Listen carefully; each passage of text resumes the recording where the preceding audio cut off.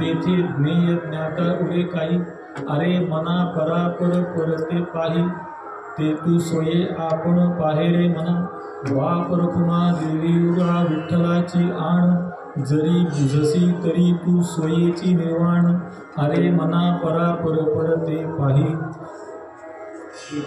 तरी तू सोयेची आपण पाहे रे मना धोपार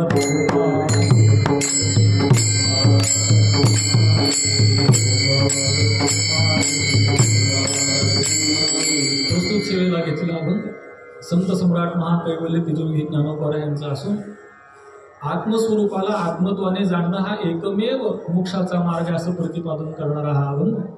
अभंगाचं काहीसं चिंतन सांगण्याच्या पूर्वी सेवेचं थोडक्यात प्रवृत्ती निमित्त सांगून अभंगाकडे जाऊ. आज कार्तिकी एकादशीचा दिवस आहे, हरिदिनी आहे आणि आजच्या निमित्तानं यद्यपि गुरुवर्य महाराज अगदी सुरुवातीला 4 वेळा कीर्तन प्रवचन करत असत, म्हणजे आषाढी, कार्तिकी, माघी आणि चैत्र 4 वेळा. कालांतराने आषाढी आणि कार्तिकी असं सुरू झालं. मग नेवासा ते आळंदी असा पालखी सोहळा सुरू झाल्यानंतर गुरुवर्य महाराजांनी मला सांगितलं तू इकडे येतो, तू तिकडं जातो. त्याच्यामुळे मी नेवासाला असल्यामुळे कार्तिकीला येण्याचा प्रसंग पुष्कळ कमी आला. पण यावर्षी तीर्थस्वरूप मालकांनी आज्ञा केली, मी तिकडं माझं काम काय आहे? माझं काम आहे जिथं कमी तिथे आम्ही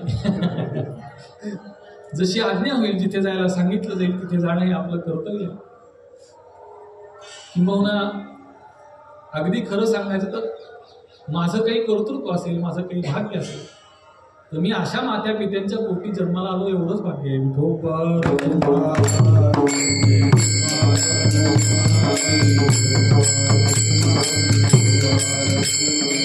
शास्त्रामध्ये त्रिपुटीचा फार सूक्ष्मतेने विचार आहे. 3 गुण आहे, त्रिपुटी आहे. त्रिपुटीची गंमत अशी आहे की जिथपर्यंत वृत्ती ज्ञान आहे तिथपर्यंत त्रिपुटी आहे. आणि त्यातली अडचण अशी आहे की ज्ञानपूर्व काळामध्ये सुद्धा त्रिपुटी नाही आणि ज्ञानोत्तर काळातही त्रिपुटी नाही. म्हणजे ज्ञान होण्याच्या आधी त्रिपुटी नाही म्हणून ज्ञान नाही, आणि ज्ञान झाल्यानंतर ज्ञान झालं म्हणून त्रिपुटी नाही. आणि ज्ञान होण्यासाठी त्रिपुटीची आवश्यकता हे लक्षात घ्या. व्यवहार त्रिपुटीशिवाय होत नाही. म्हणजे ध्याता ध्यान ध्येय या त्रिपुटीशिवाय ज्ञानाचा व्यवहार होत नाही. कर्ता कर्म करण या त्रिपुटीशिवाय कर्म होत नाही. ज्ञाता ज्ञान ज्ञेय याच्याशिवाय ज्ञान होत नाही. भोगता भोग्य भोग याच्याशिवाय भोग घडत नाही. आपण विचार करा, अमृतानुभवामध्ये फार सखोल विचार आहे. अमोद सुनासे आले असं जर होईल तर अडचण होईल. द्रष्टाच दृश्य होईल, दर्शनाचा व्यवहार घडणार नाही. खाणाराच अन्न होईल तर भोजनाचा व्यवहार घडणार नाही. म्हणून त्रिपुटी शिवाय व्यवहार घडत नाही. एक फार सूक्ष्म सिद्धांत आहे, एका वाक्याचा आहे पण फार सूक्ष्म. तो सिद्धांत असा आहे, सामान्यात व्यवहार घडत नाही आणि सामान्य शिवाय व्यवहार घडत नाही. एवढाच सिद्धांत. म्हणजे अधिष्ठान मानल्याशिवाय व्यवहार घडत नाही आणि अधिष्ठानात व्यवहार घडत नाही. म्हणून त्रिपुटीच्या आधीही ज्ञान होण्याची शक्यता नाही आणि ज्ञान झाल्यानंतर त्रिपुटी राहणं शक्य नाही. आता त्याच्यामध्ये असं आहे, पहिल्यांदा माऊली याचं वर्णन करता येत ना ती त्रिपुटी ध्यानाची. मी सकाळी आपल्याला काही ध्यानाचं प्राथमिक वर्णन सांगितलं.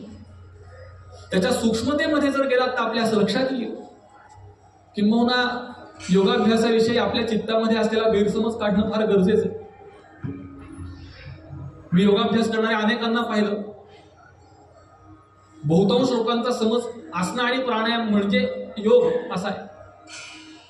तर आसनं आणि प्राणायाम हे योगाचं अंग आहे आणि अगदी खरं सांगायचं तर ते बहिरंग अंग आहे. खऱ्या योगा अभ्यासामध्ये या अंगांचं महत्व कमी आहे. आसनांचंही महत्व कमी आहे, प्राणायामाचंही कमी. थोडं खोलात जाऊन सांगतो आपल्याला. आसनांमुळे वाढलेली श्वासाची गती नियंत्रित करणं म्हणून प्राणायाम आणि शरीर माध्यम खलुधर्म साधन म्हणून आसन. इतकंच आहे. अंततोगत्वा चित्तवृत्तीचा जर निरोध होणार नाही, ध्येयाशी एकरूपता साध्य होणार नाही.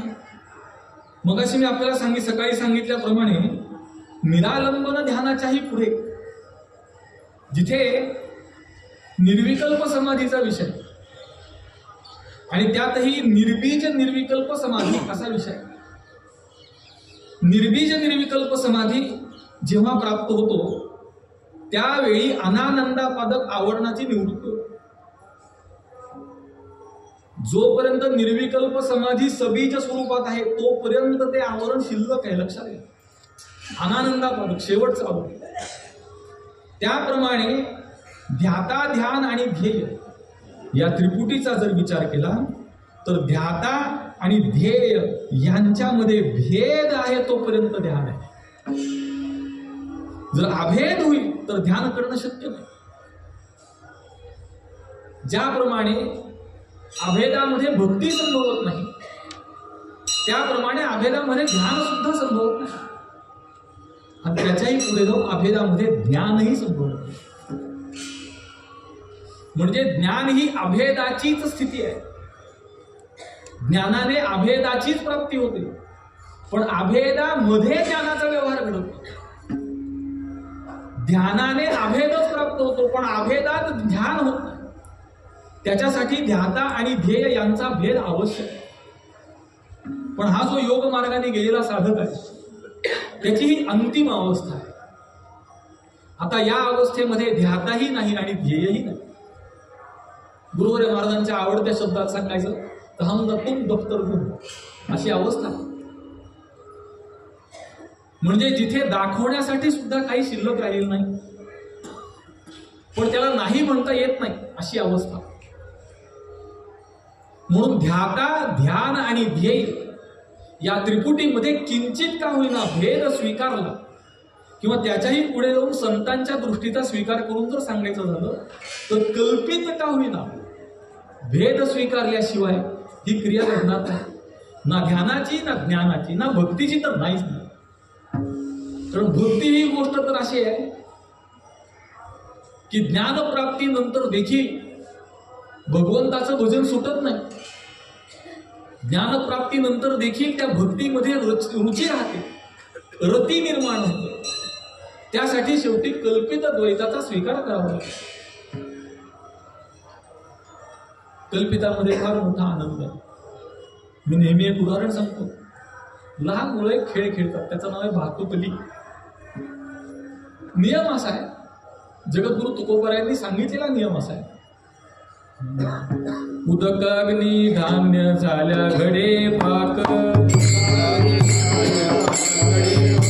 उदकाग्नी धान्य झाल्या घडे पाक,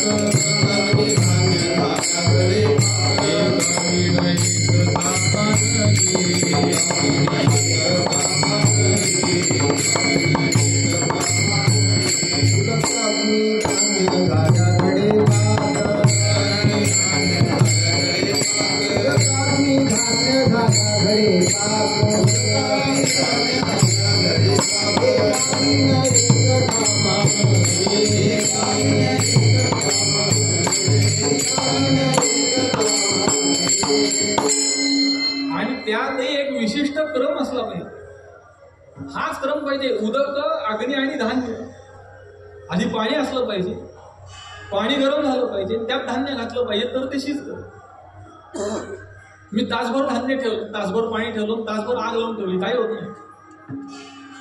हे एका विशिष्ट क्रमाने विशिष्ट ठिकाणी आलं तर घडतं. पण त्या भातुकलीमध्ये ना उदक आहे, ना अग्नी आहे, ना धान्य, पण पाक होतो.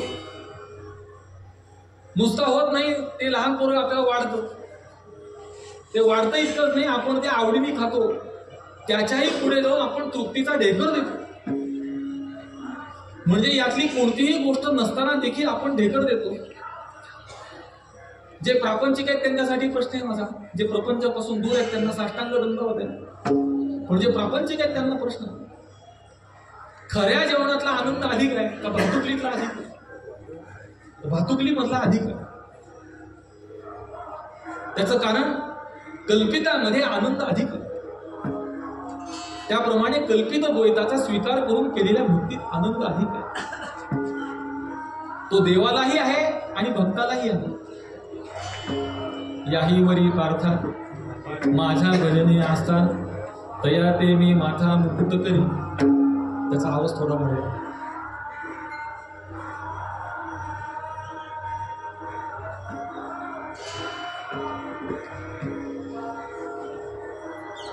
त्याप्रमाणे हा योग मार्गाने निघालेला साधक ज्यावेळी परिपूर्णतेला प्राप्त होतो, मगाशी मी आपल्याला सांगितल्याप्रमाणे योगाभ्यासामध्ये जेव्हा अंतिम अवस्था प्राप्त होते त्यावेळी ध्याता आणि ध्येय रहित अवस्था प्राप्त.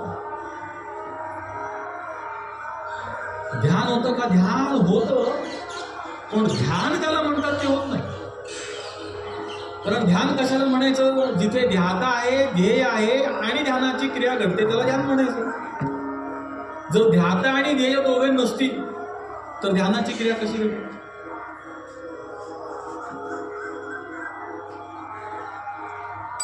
मला जे शिक्षक मिळाले ते दोन प्रकारचे मिळाले, दोन गुणांनी युक्त मिळाले सगळे.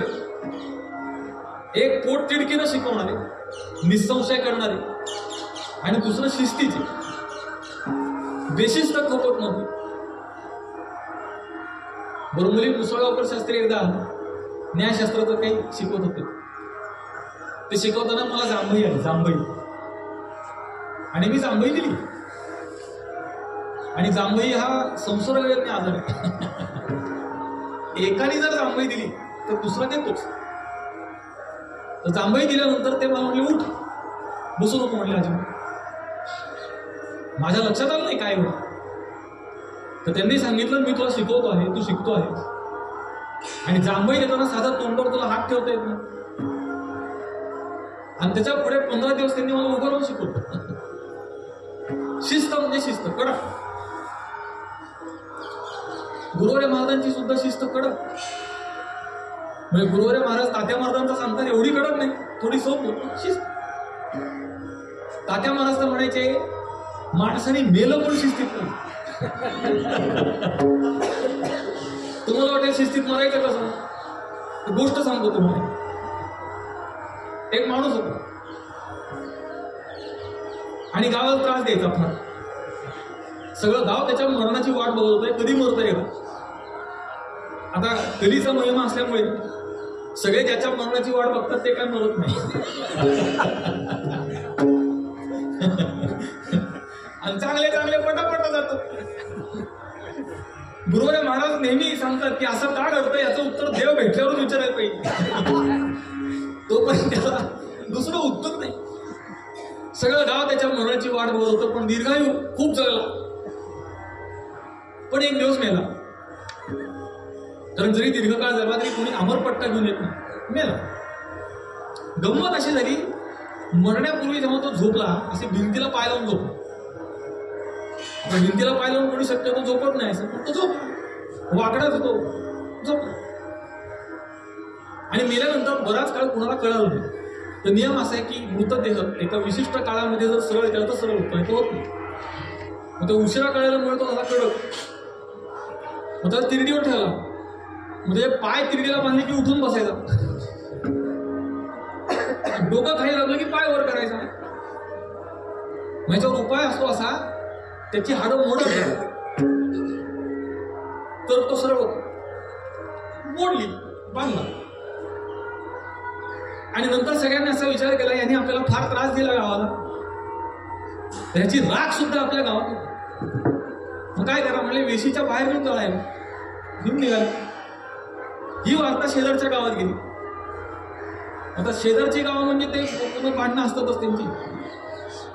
शेजारच्या गावाची लोक आली, तुम्हाला याची राग नको आमच्या गावावर काढून जातात, आमच्या इथं नाही राहायचं, तुमच्या तुम्ही काही करा. शेवटी त्यांनी निर्णय असा केला, याला आपण झाडं लटकून बघू आणि प्रत्येक त्याच्या एक एक तोंडात घेऊ, ज्याला ज्याला काही त्रास दिला त्यांनी सगळ्यांनी मार. आणि हा सगळा कार्यक्रम सुरू असताना आले पोलीस. आता जेवढ्या लोकांनी त्याला मारलं सगळे जाऊन बसले आत बिनभाड्याच्या खोलीत. म्हणजे मेल्यावर सुद्धा त्रास देतो तो, लक्षात ठेवा. ज्याची त्रास देण्याची वृत्ती आहे तो मेल्यावर सुद्धा त्रास देतो. म्हणून माणसाने मेलं पण शिस्तीत पाहिजे. आठवली गोष्ट पण वेळ नाही आपल्याकडे, सांगतो थोडक्यात सांगतो. एक शिष्य आपल्या सद्गुरूंकडे राहत होता. सद्गुरूंनी त्याला विचारलं की माणूस मेल्यावर स्वर्गात गेला का नरकात गेलाय, कसं होतं? म्हणलं मला माहित नाही. ते म्हणलं तू इतके वर्ष राहायला शिकला, आता उत्तर शोधून ये, मग पुढचं शिक. तोपर्यंत नाही. निघाला उत्तर शोधायला. संन्यासाचे नियम फार कडक, म्हणजे विधिवत संन्यासाचे. तर सगळीकडे फिरला, सगळ्यांना विचारलं, कोणी उत्तर देणार. मग मोठ्या महात्म्यांना विचारून एके दिवशी एका गावात थांबला, एका झाडाखाली. आणि सकाळी उठल्यानंतर अंत्ययात्रा चालली होती. तर त्याच्या कानावर विचार पडला, बोलणं पडलं दोघांचं. एक स्त्री आपल्या मुलीला म्हणत होती, हा कुठं गेला बघून ये. ती मुलगी त्याच्या मागे गेली, 15 मिनिटांनी आली आणि सांगितलं हा स्वर्गात गेला. दुसरी अंत्ययात्रा ती म्हणजे हा कुठं गेला बघून ये. गेली, आलं सांगितलं हा नरकात गेला. याने ऐकलं, जाऊन पाहिलं तर ती एक वेश्या होती आणि ती आपल्या मुलीला सांगत होती कुठे गेला बघून ये. त्या संन्यासीने नमस्कारच केला तिला. त्याचं कारण असं आहे, बाह्य रूपाने तिचा व्यवहार काय हा विषय नाही, पण ज्या प्रश्नाचं उत्तर हा शोधतोय ते तिच्याकडे आहे. मग तुम्हाला जर ते ज्ञान पाहिजे ना, तर तनु मनु जीवे चरणाशी लागावे आणि अगर्वता करावे दास्य सत. तुम्हाला जर ब्रह्मज्ञान पाहिजे तर ते ज्याच्याकडे आहे त्याला शरण जाण्याशिवाय पर्याय नाही. मग ती म्हणाली मला थोडी माहिती, हिला माहिती. उत्तर कोणी सांगितलं? मुलीने सांगितलं. मुलीला तिला नमस्कार केला की सांग बाई काय कसं होतं. तिने सांगितलं मी त्या अंत्ययात्रेत चालत होतो आणि चालताना लोक असं म्हणत होती की अजून थोडा जगला असता तर बरं झालं असतं. याचा अर्थ तो स्वर्गाला गेला. आणि जेव्हा मी दुसऱ्यांदा गेला तेव्हा लोक म्हणते त्या आधी का नाही मेला, फार उशीर झाला. तेव्हा समजून घ्यायचा हा नरकात गेला. तात्पर्य मनुष्याची गती पुढे कुठे आहे हे त्याच्या मागच्या संवादावरून लक्षात येतं. म्हणून माणसाने मरावं सुद्धा शिस्तीत. योगाभ्यासामध्ये फार मोठी तपश्चर्या आहे. यमनियमांपासून समाधी अवस्थेपर्यंत फार मोठा विचार. आम्ही मध्यंतरीचा 2-3 महिने प्रवचन केली पातंजल योगसूत्रावर. ते व्हायला असं लागलं की ऐकणारे झोपायला लागले.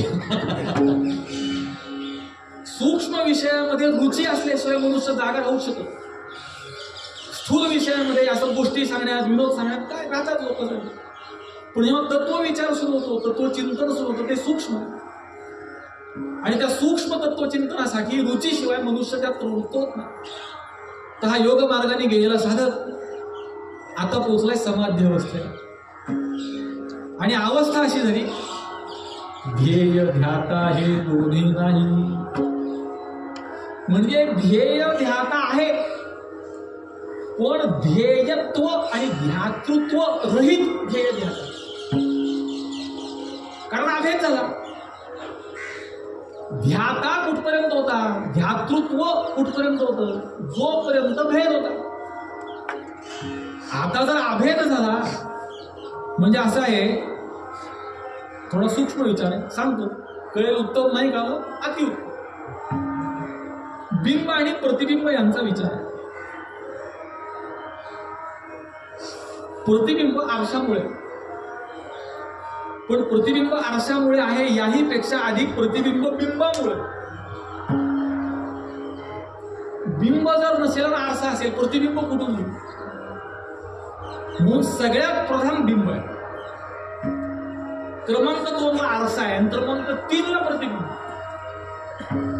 आरसा म्हणजे बिंब, आरसा, प्रतिबिंब. आता जर आरसा काढला तर प्रतिबिंब राहील का?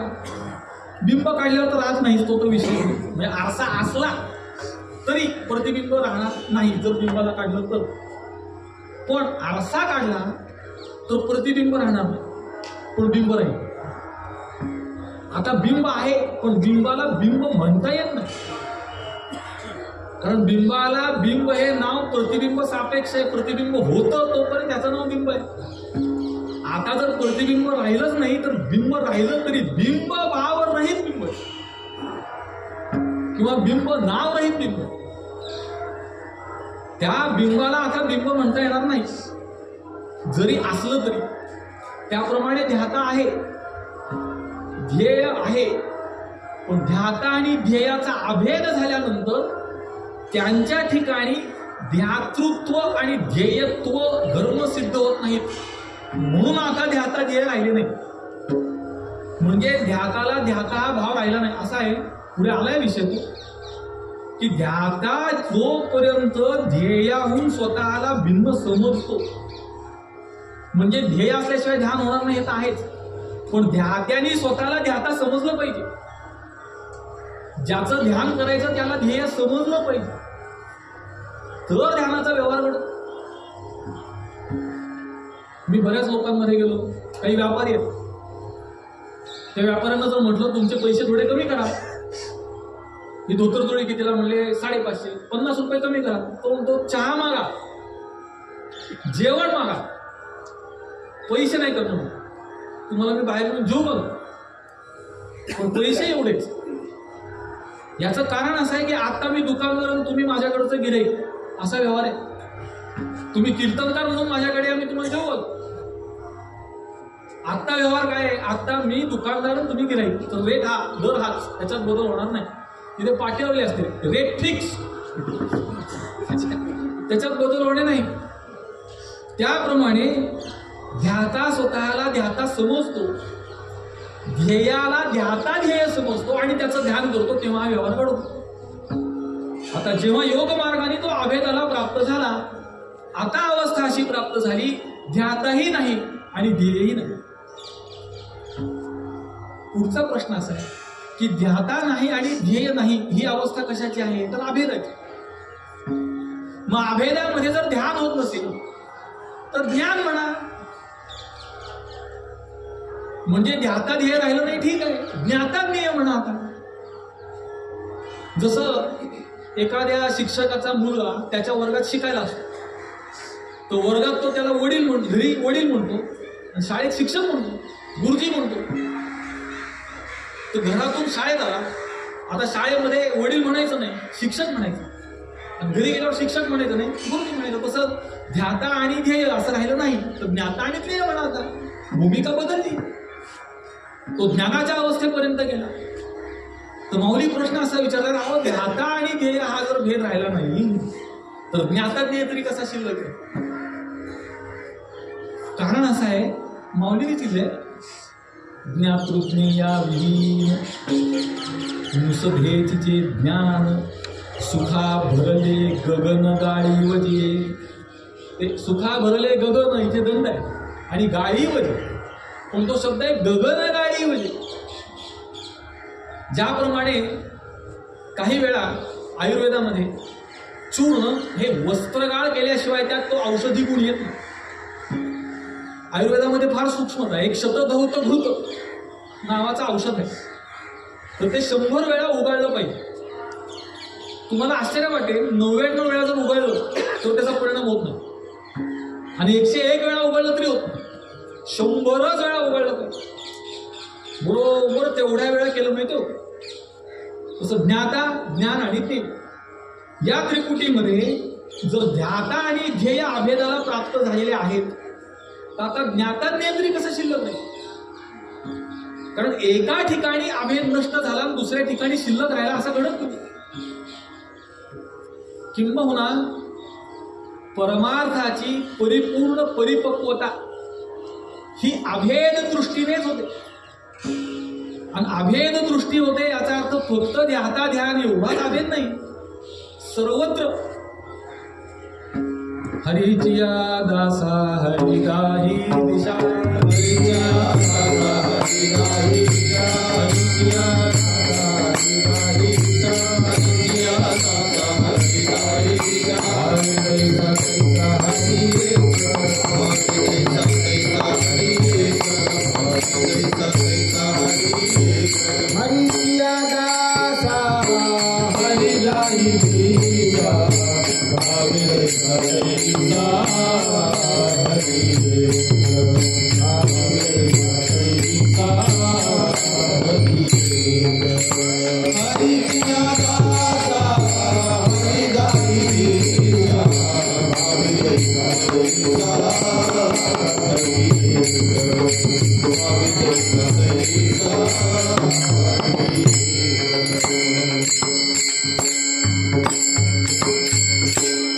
आणि केवळ त्याची व्याप्ती कळते असं नव्हे तर एक शास्त्रामध्ये शब्द आहे तो आहे ओतप्रोत चिंतन.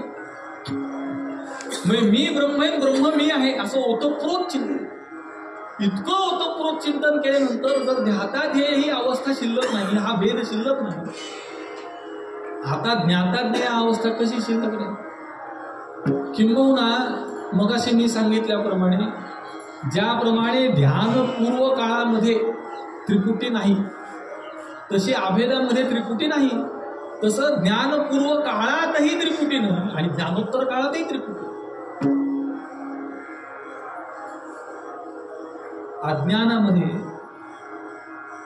ज्ञाता ज्ञान ज्ञेय ही त्रिपुटी आहे, पण अज्ञानामध्ये ही त्रिपुटी आहे ही ज्ञानात प्रवृत्ती झाल्यानंतरची, हे लक्षात घ्या.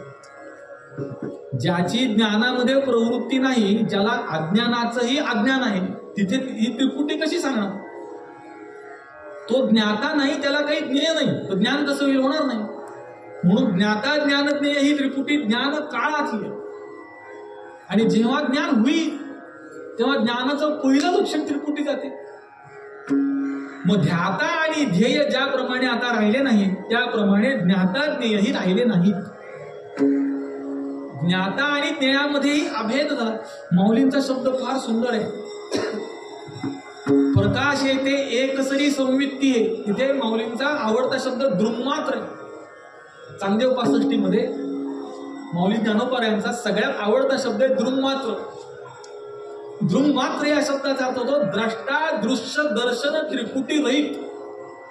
तो हारे श्री हरी पाहिला डोळे भरी, तो हारे श्री हरी पाहिला डोळे भरी, तो हारे श्री हरी पाहिला डोळे भरी, तो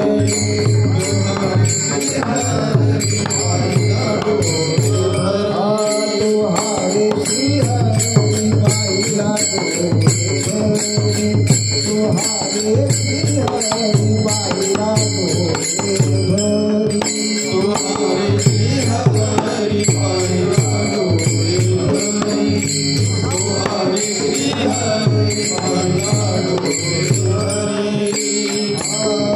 पाहता पाहती दुरी सारोलिया, पाहता पाहती दुरी सारोलिया, पाहता पाहती दुरी सारोलिया, पाहता पाहती दुरी सारोलिया, तुहारे श्री हरी पाहिला डोळे भरी, तुहारे श्री हरी पाहिला डोळे भरी, तुहारे श्री हरी पाहिला डोळे भरी, तुहारे श्री हरी पाहिला डोळे भरी.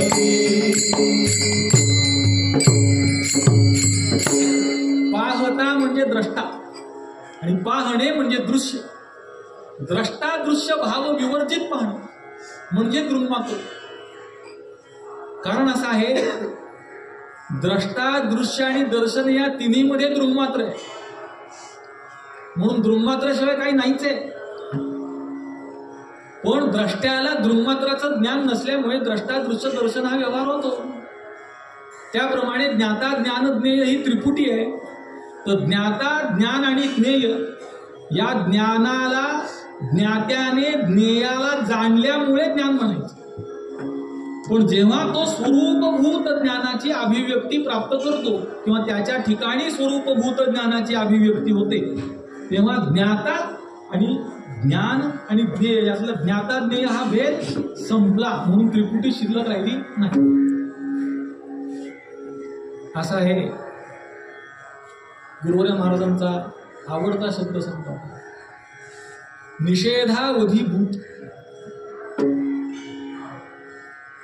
तुम्ही एक विचार करा, या ज्या त्रिपुटी आहेत, ज्ञाता ध्यान ध्येय, ज्ञाता ज्ञान ज्ञेय, याचा निषेध करत जर आपण निघालो, तर निषेधावधीभूत प्राप्त करायचं आपल्याला, तर निषेध करत जर निघालो तर कोणाकोणाचा निषेध होऊ शकतो?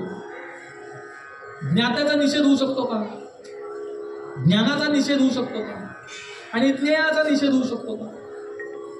कारण या त्रिपुटीमध्येच ते आहे. पण त्रिपुटी मधला ज्याचा निषेध करायचा तो करून झाल्यावर ते शिल्लक आणा. मग आता निषेध कोणाचा होतो? तर ज्ञात्याचा निषेध होतो, तो ज्ञाता म्हणून होतो. लक्षात घ्या, हा ज्ञातृत्व धर्माचा, म्हणजे ज्ञात्याचा निषेध हा ज्ञातृज्ञेय विहीन अवस्थेला प्राप्त झाल्यानंतर होतोच. ज्ञेयाचा निषेध होतोच, किंबहुना ज्ञानाचाही निषेध. ज्ञानाचा निषेध होतो याचा अर्थ वृत्ती ज्ञानाचा निषेध होतो, आणि मग जे शिल्लक राहील ते आपलं स्वरूप आहे. म्हणून तिथे ध्याता ध्येय ही त्रिपुटीही नाही आणि ज्ञाता ज्ञेय ही त्रिपुटीही नाही. मग आता जर त्या आत्मस्वरूपाला जाण्याचं असेल तर उपाय काय? कारण अडचण अशी आहे की ध्याता ध्येय तर गेलं आणि प्राप्ती तर अजून झाली नाही. मग प्राप्ती व्हायची असेल, कारण असं आहे, निर्गुणोपासनेचं जे प्रकरण आहे पंचदशीत, तिथे फार सुंदर विचार आला आहे. सगळ्यात अवघड वाटचाल कुठली जर असेल ना, तर ती अदृढ अपरोक्ष ज्ञान, ते दृढ अपरोक्ष ज्ञान ही सगळ्यात अवघड वाटचाल. ती सोपी वाटते आपल्याला, पण तुम्हाला सांगतो, अज्ञानापासून अदृढ अपरोक्ष ज्ञानापर्यंत जेवढे कष्ट झाले त्याच्या 1,00,000 पटीने कष्ट अदृढ अपरोक्ष ज्ञानापासून दृढ अपरोक्ष ज्ञानापर्यंत. कारण अशी आहे गंमत की इथपर्यंत मदतीला सगळे होते ना, इथपर्यंत शास्त्र होतं, इथपर्यंत गुरु होते, इथपर्यंत त्रिपुटी होती, ज्ञाता ज्ञान ज्ञेय त्रिपुटी होती, इथपर्यंत ज्ञाता ध्यान ध्येय त्रिपुटी होती, म्हणून अडचण नव्हती. आता याच्या पुढे अडचण आहे. म्हणून तर निर्गुणोपासना ही अतिशय कठीण, सगुणोपासना सुलभ आहे. किंबहुना सगुणोपासनेचा हेतू हा निर्गुणाची प्राप्ती आहे. सगुणी भजता निर्गुणी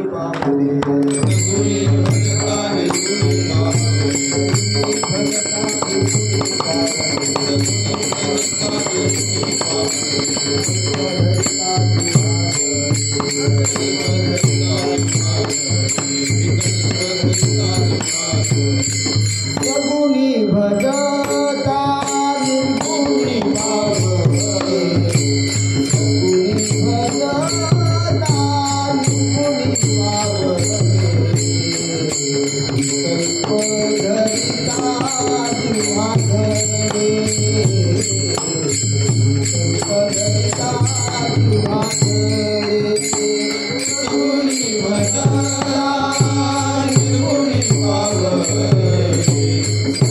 जीवाधरे,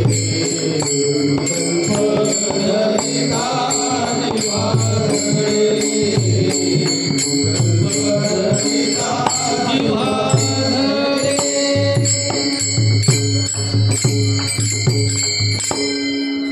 सगुणी भजता निर्गुणी पावते, सगुणी भजता निर्गुणी पाव. सगुणाच्या उपासनेचा हेतूच निर्गुणाची प्राप्ती आहे.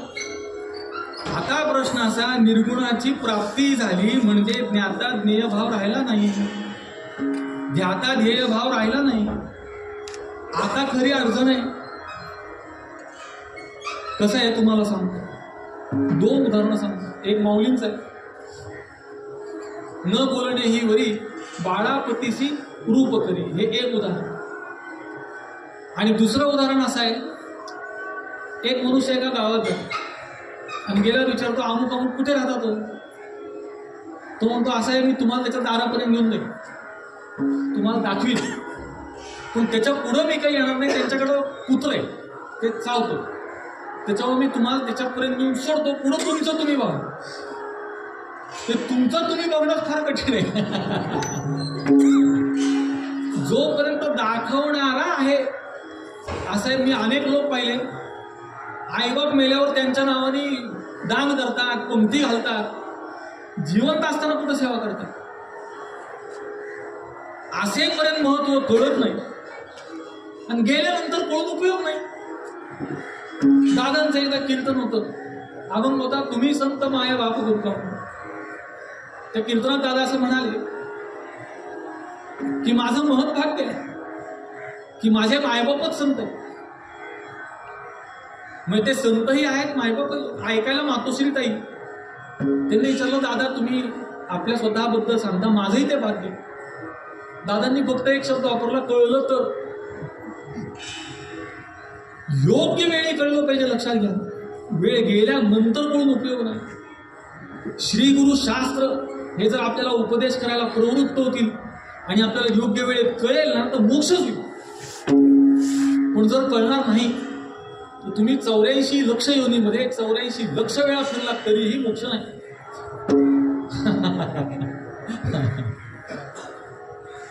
श्री गुरु शास्त्राने आपल्याला हात दिला, तिथपर्यंत नेलं, किती मोठं भाग्य आहे. पण संतांचंही दुखणं तेच आहे, मारत असे बोंब नाही का ठिकाणी. कंठशोष करून सांगितलं तरी सुद्धा मी देह आहे ही वृत्ती टाकायला मनुष्य तयार नाही. मग आता अशी अवस्था भगवत कृपेने प्राप्त झाली की ध्याता ध्येय भाव राहिला नाही, ज्ञाता ज्ञेय भाव राहिला नाही. मग आता जर पुढं जायचं असेल, शिल्लक राहिलेला टप्पा थोडा आहे पण कठीण आहे. आम्ही आळंदीहून येत होतो पायीवारी, माझी पहिली वारी होती, 6 वर्षाचा होतो. आणि त्या पहिल्या वारीमध्ये मी पूर्ण पायी, कारण मी चालायलाच लागलो 4-5व्या वर्षी. त्याच्यापूर्वी चालताच येत नव्हतं. मग चालायला लागल्यावर महाराज मला ह्या पहिली वारी करायला लावायची. मी आलो, तो पहिला टप्पा आला पुणे सासवड, मोठा टप्पा घाट, पुन्हा एकादशी. म्हणजे खरी एकादशी केली तर.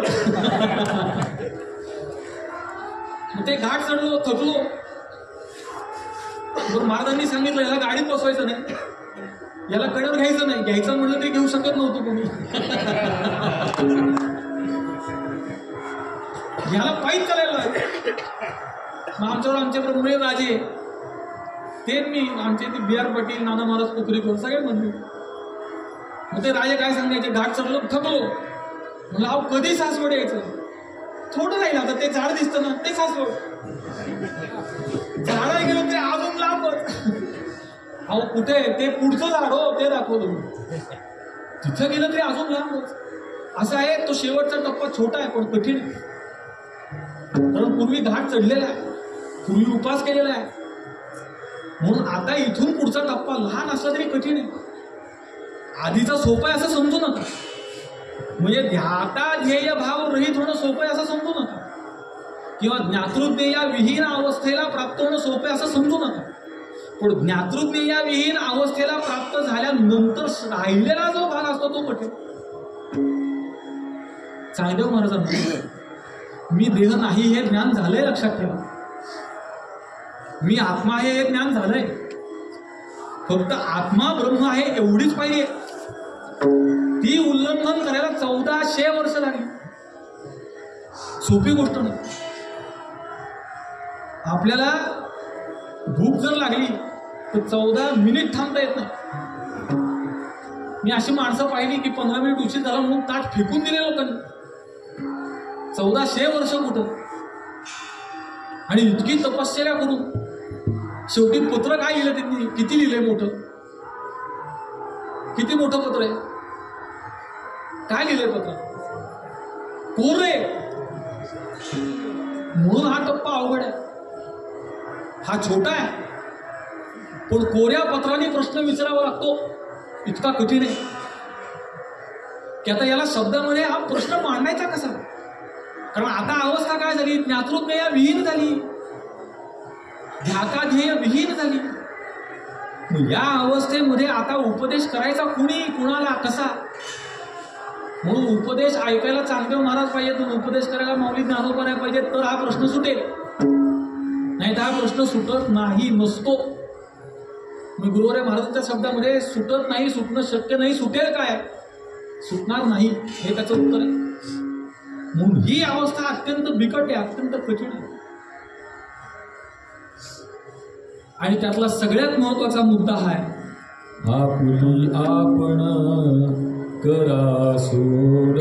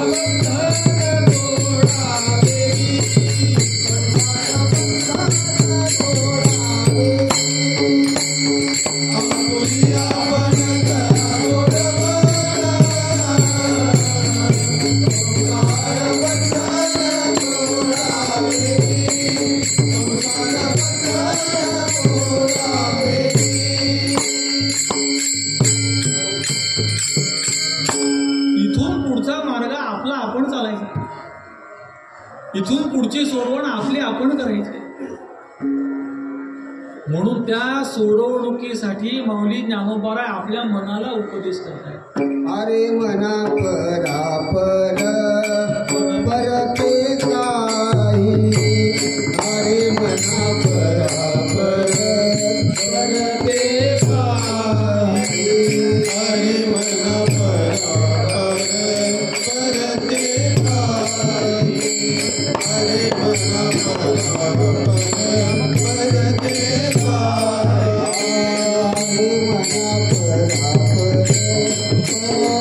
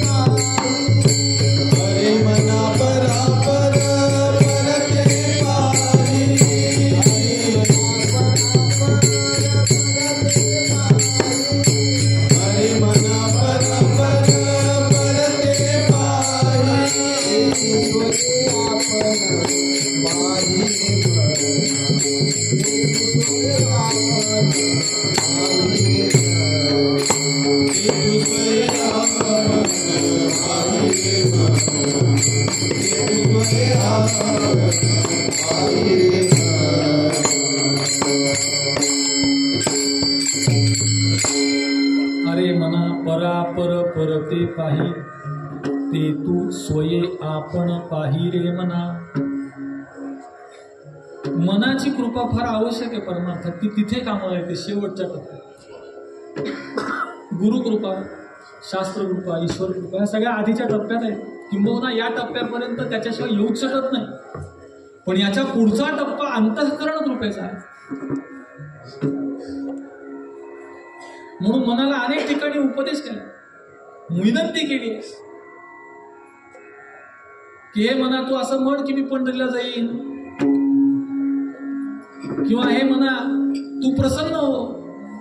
मना एक करी मना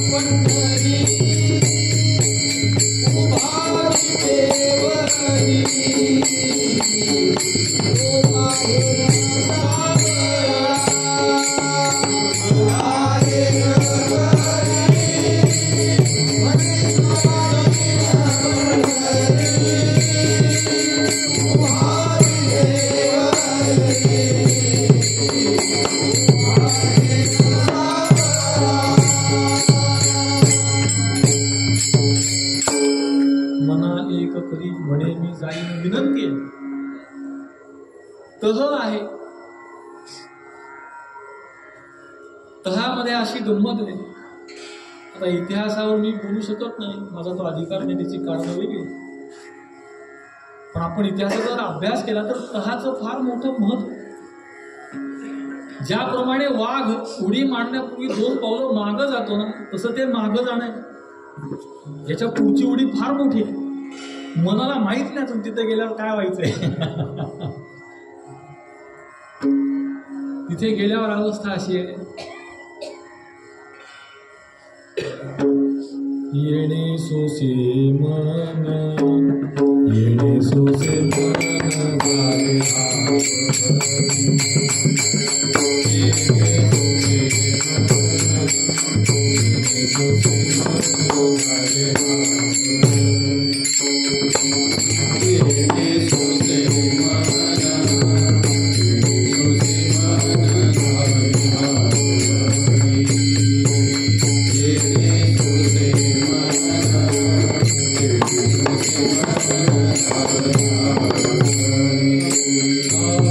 परत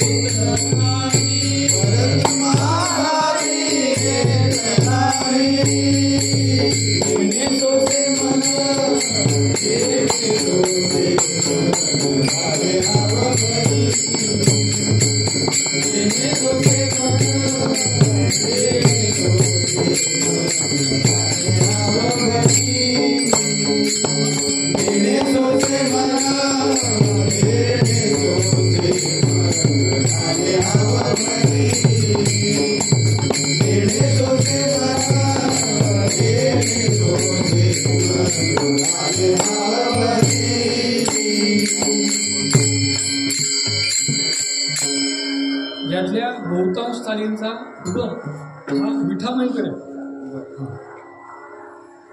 कारण भूमिभूत तात्या महाराज स्वराबद्दल फार काही हे नव्हते, ते फार दक्ष नव्हते. गुरुरे महाराज सांगतात की विणा लावा म्हणलं की विणा उचलायचा, पक्वाजाला लावायचा.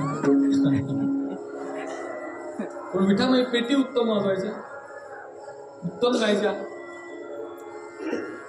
गुरुवारे महाराजांनी मला सांगितलं की तू फार त्या रागदरीच्या भानगडीत जाऊ नको.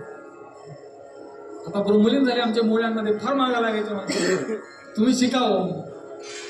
महाराज म्हणजे अजिबात शिकायचं नाही, कारण एकदा जर ती दृष्टी आली ना की इकडं दुर्लक्ष होईल.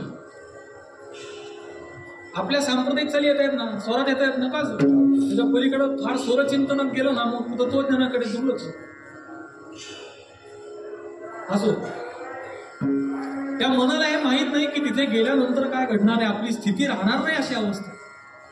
म्हणून मनाची भूमिका सुद्धा फार महत्वाची आहे. म्हणून त्या मनाला हा केलेला उपदेश आहे, अरे मना परापर परते पाही. पर आणि अपर असे दोन शब्द आहेत. पर म्हणजे श्रेष्ठ, अपर म्हणजे कनिष्ठ. आता याला तुम्ही जेवढेही प्रत्यय शब्द द्याल ते सगळे शब्द बरोबर आहेत. म्हणजे पराला तुम्ही व्यापक म्हणा, पराला तुम्ही सर्वज्ञ म्हणा, पराला सर्व शक्तिमान म्हणा, अपराला अल्पज्ञ, प्रकृती हे परा आहेच ते. म्हणजे त्या पराला तुम्ही कशाही पेक्षा, गुरुवर्य महाराज फार सुंदर सांगतात, म्हणजे उपनिषदामधला कस्मात परम असा प्रश्न आहे. उपनिषद त्याचं उत्तर देतं सर्वास्मात परम, सर्वांपेक्षा श्रेष्ठ. म्हणून त्याला कशाही पेक्षा श्रेष्ठ म्हणा चालणार आहे, आणि जो कनिष्ठ आहे त्याला कशाही पेक्षा कनिष्ठ म्हणा चालणार आहे. कारण अकर्ता अभोक्ता असलेला, आत्मरूप असलेला, कर्ता भोक्ता होणं हे फार अगदी गुरुजींपासून दादांपासून आलेलं वाक्य सांगतो आपण की अकर्ता अभोक्ता असलेला कर्ता भोक्ता होणं ही सगळ्यात हीन पातळी, याच्या खाली जाऊच शकत नाही. म्हणून त्याला कशाच्याही खाली म्हणा ना. म्हणून अपर म्हणतात त्याला अल्पज्ञ म्हणा, अल्पशक्तिमान म्हणा, परिच्छिन्न म्हणा, सगळं. म्हणून पर आणि अपर. आता जी अवस्था प्राप्त झाली आहे या अवस्थेमध्ये ध्याता ध्येय नाही, ज्ञाता ज्ञेय नाही. म्हणून आता उपाधिकृत असलेला पर अपर भावही नाही. आतापर्यंत तरी हा ध्येय ध्याता भाव का होता? पर अपर भाव होता म्हणून होता. तो व्यापक आहे मी परिच्छिन्न आहे हा निश्चय त्याच्या मागे, म्हणून ध्याता आणि ध्येय. म्हणून ज्ञाता आणि ज्ञेय. मी अल्पज्ञ असलेला ज्ञाता आणि तो सर्वज्ञ असलेला ज्ञेय हा भेद आहे. त्याच्या मुळाशी हा पर अपर भाव आहे. म्हणून रे मना पर अपर परते पाहिजे, म्हणजे श्रेष्ठ कनिष्ठ भावाच्या पलीकडे पहा. याचा अर्थ आहे उपाधिरहित अशा स्वरूपाला पाह. आता तुला प्रश्न यामुळे आहे की तू अजून उपाधीत अडकलाय. ध्याता ध्येय भाव गेला, ज्ञाता ध्येय भाव गेला, पण उपाधी राहिलाय. देह राहणं वेगळं, देह भाव राहणं. देह राहिल्याने काही बिघडत नाही, देह भावानी फार बिघडत. असा आहे. आता त्यातला सूक्ष्म भाव सांगतो, म्हणजे हा मी पाठातच सांगतो, बाहेर सांगत नाही, पण आता सांगतो. कळलं कळलं नाही, कळलं नाही. तुका म्हणे अहम ब्रह्म. पुढे काय लिहिले? हा भ्रम कसा? तर त्यात परिच्छिन्नतेची आणि परोक्षतेची भ्रांती अंतर्भूत आहे त्या ज्ञानात. ज्ञानाच्या आत आहे. किती सूक्ष्म विचार करा.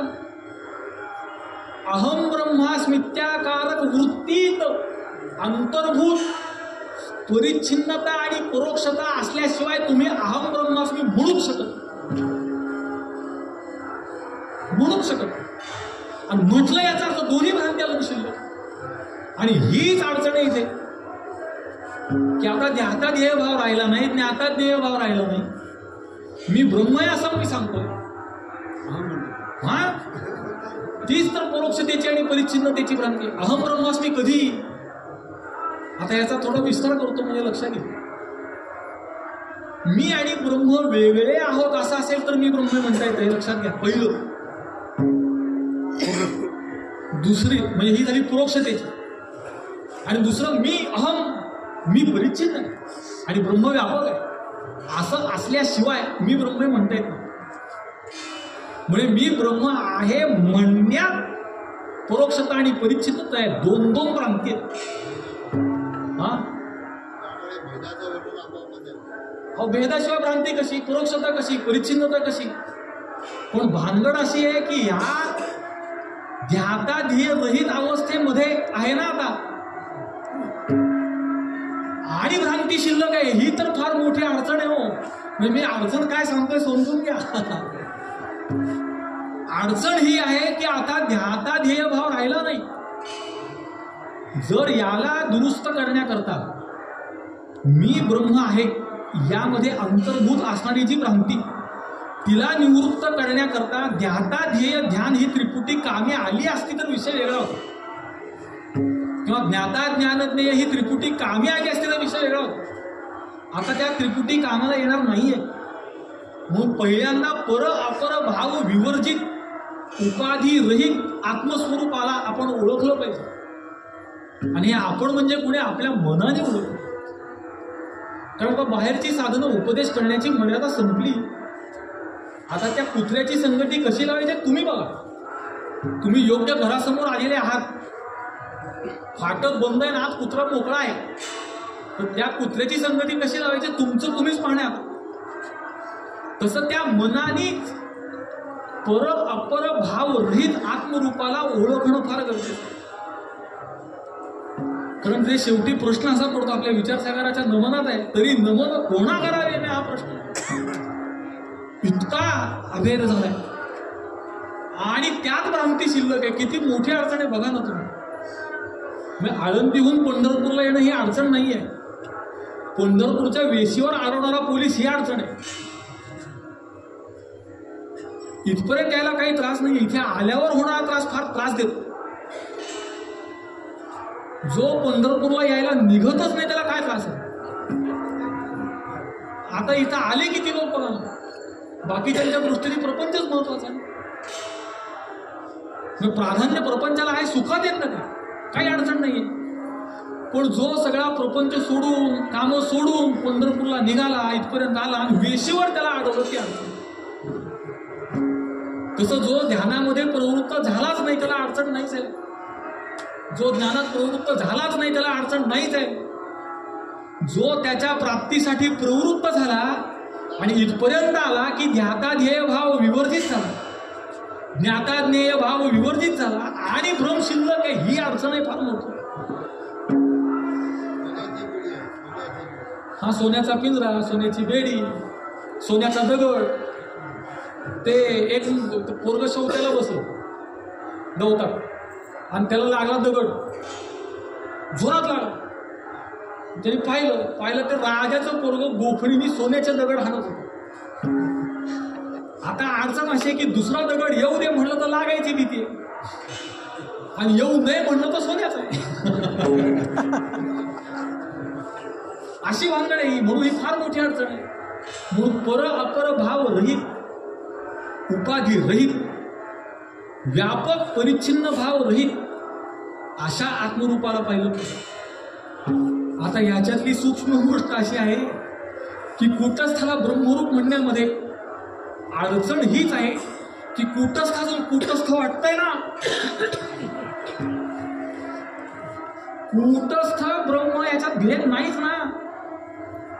भेद झाला तो अंतःकरण माया उपाधीमुळे झालाय. मूळ चैतन्याचा कूटस्थ असा कल्पित सुद्धा भाग नाहीये, इतकं एकत्व. पण तिथे अजून कूटस्थ ब्रह्म असा भेद शिल्लक आहे. तो कशामुळे? या कूटस्थाला अजूनही देहाची अंतःकरणाची सापेक्षता शिल्लक आहे आणि ईश्वर भावाला अजूनही मायेची सापेक्षता शिल्लक आहे. आणि ही सापेक्षता जोपर्यंत जात नाही तोपर्यंत परिपूर्ण बोधाची अभिव्यक्ती होणार नाही. म्हणून अरे म्हणा पर अपर भाव रहित तू पहा, आता तुझं करणं, आता तुझं काम. मी माझं फार मोठं भाग्य मानतो की मला जे शिक्षक मिळाले, माझे सद्गुरू मिळाले, त्यांनी प्रसंगी माझ्या इच्छेच्या विरुद्ध मला शिकवलं. आमचे निपाणीकर गुरुजी माझ्यावर अनंत उपकार आहेत त्यांचे. मला त्यांचं सतत स्मरण आहे, सतत स्मरण आहे. त्यांनी जेव्हा मला शिकवायला सुरुवात केली तेव्हा मला 5 वर्ष लागलं होतं आणि तेव्हा त्यांनी मला शिकवायला सुरुवात केली. बालबुद्धीप्रमाणे मी उठून पळून जात होतो. एकदा तर त्यांनी मला बांधून बसवायला शिकवलं. पण आज त्याची किंमत आहे मला. माझ्या बुद्धीमध्ये जे काही आहे ते त्यांचे उपकार आहे. पण त्यांनी मला हे सांगितलं की मी तुला बांधून जरी बसवलं तरी तुला स्वतःला कुठेतरी मी शिकलं पाहिजे असं वाटणं फार गरजेचं आहे. ते शिकण्यासाठी तू स्वतः प्रयत्न करणं फार गरजेचं आहे. हा, त्याशिवाय कसं वाचणार आहे ते? तेवढं तरी करावं लागेल. तसं हे म्हणा आता तुला करणं आहे पर अपर भाव रहित, उपाधी रहित आत्मरूपाला आता तू जाणलं पाहिजेस. जाणलं ना, ओळखलं पाहिजे. आणि जर तू असा ओळखशील तर ते तू स्वये आपण पाहिले म्हणा. जे राहिलंय ते तूच आहेस, तेच ब्रह्म आहे, तोच तू आहेस, तोच आत्मा, तेच ब्रह्म. पण भानगड अशी आहे, अज्ञानाला शिकवणं सोपं. मी अनुभवाने सांगतो, ज्याला काहीच येत नाही त्याला शिकवणं सोपं. म्हणजे त्यातही कष्ट आहेत पण सोपं आहे. कारण त्याच्या तोंडातून 100 वेळा प्रयत्न करून कधी का होईना योग्य उच्चार बाहेर येतोच. अवघड आहे ज्याला चुकीचं येतं त्याला शिकवणं. ज्याच्या तोंडात चुकीचं बसलं आहे त्याला शिकवणं अशक्य आहे. म्हणून गुरुवरे महाराजांचा एक नियम जो आम्ही सुद्धा पाळण्याचा प्रयत्न करतो की ज्यांनी दुसरीकडे शिकलेला आहे, ज्यांनी दुसरीकडे श्रवण केलेलं आहे त्याला ठेवायचं नाही. मध्ये आमचा प्रयोग करून झाला असं तोंड भासलं काय विचारू नका, कारण ते बाहेरचे संस्कार सुटत नाही.